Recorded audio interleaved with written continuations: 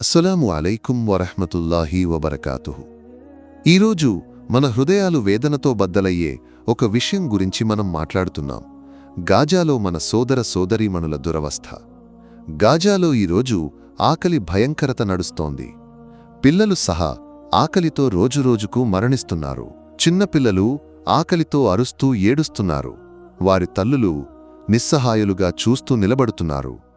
ఈ క్రూరతకు కారణం ఇజ్రాయెల్ యొక్క అన్యాయమైన చర్యలు. ఇజ్రాయెల్ ఆహారం, మందులు, సహాయాలు మొదలైనవి ప్రవేశాన్ని అడ్డుకుంటోంది. గాజాను ఒక బహిరంగ జైలుగా మార్చేసింది. UN, World Health Organization, Amnesty International మొదలైన మూలాలు ఈ దురవస్థను నిర్ధారిస్తున్నాయి. 2025 జూలైలో గాజాలో ఆకలి కారణంగా వందలాది పిల్లలు మరణించారు.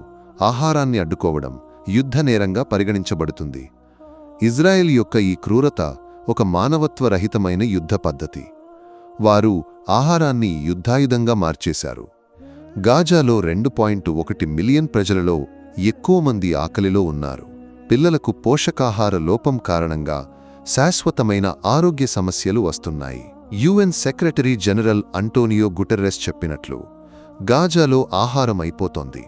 దానిని వెతుకుతున్నవారు కాల్పులకు గురై మరణిస్తున్నారు. ఇది ఒక మానవ హక్కుల ఉల్లంఘన, ఒక జెనోసైడ్ యొక్క భాగం. ఇప్పుడు ఈ దురవస్థ నుండి ఒక ఆశాకిరణంగా మన ఈజిప్టులోని మంచి ముస్లిం సోదరులు ఆహార సామగ్రిని బాటిల్స్లో నింపి సముద్రంలోకి విసిరే దృశ్యాన్ని మనం చూశాం. గాజాకు అది చేరుతుందనే ఆశతో اللهم احمل عنا هذا إلى غزة. سامحونا يا إخواننا.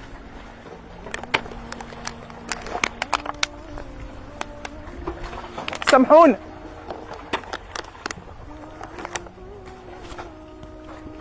مفيش في مقدرتنا حاجة نعملها لكم. الإزازة دي ممكن تبقى سبب نجاتك يوم القيامة.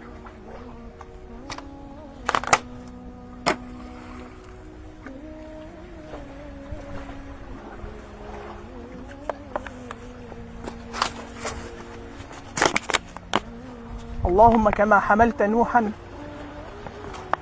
في البحر في موج كالطود العظيم احمل عنا هذا إلى غزة.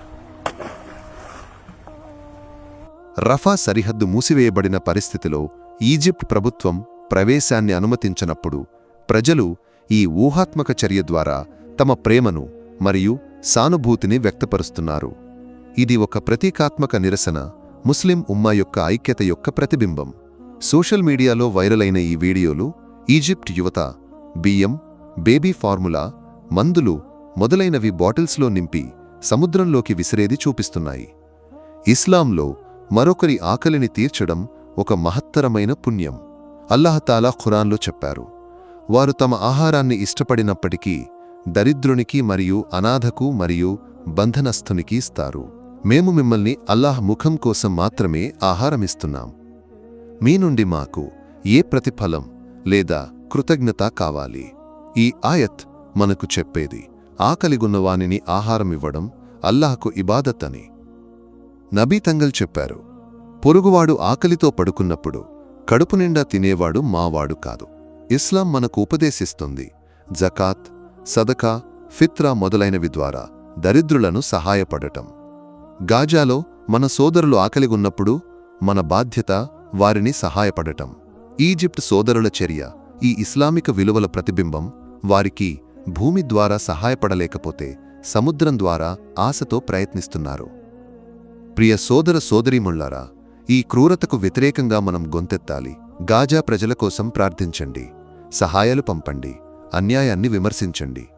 అల్లాహ్ తాలా చెప్పారు, మీరు విశ్వాసులైతే అన్యాయం చెయ్యకండి. ఇజ్రాయెల్ యొక్క క్రూరత ఒకరోజు ముగుస్తుంది, ఎందుకంటే అల్లాహ్ న్యాయవంతుడు. మన ప్రార్థనలు మరియు చర్యలు గాజాలోని సోదరులకు ఓదార్పుగా ఉండనివ్వండి. అల్లాహ్ మనల్ని రక్షించనివ్వండి, గాజా ప్రజలను సహాయపడనివ్వండి. ఆమీన్. అస్సలాము అలైకుం వరహ్మతుల్లాహి వబరకాతుహు.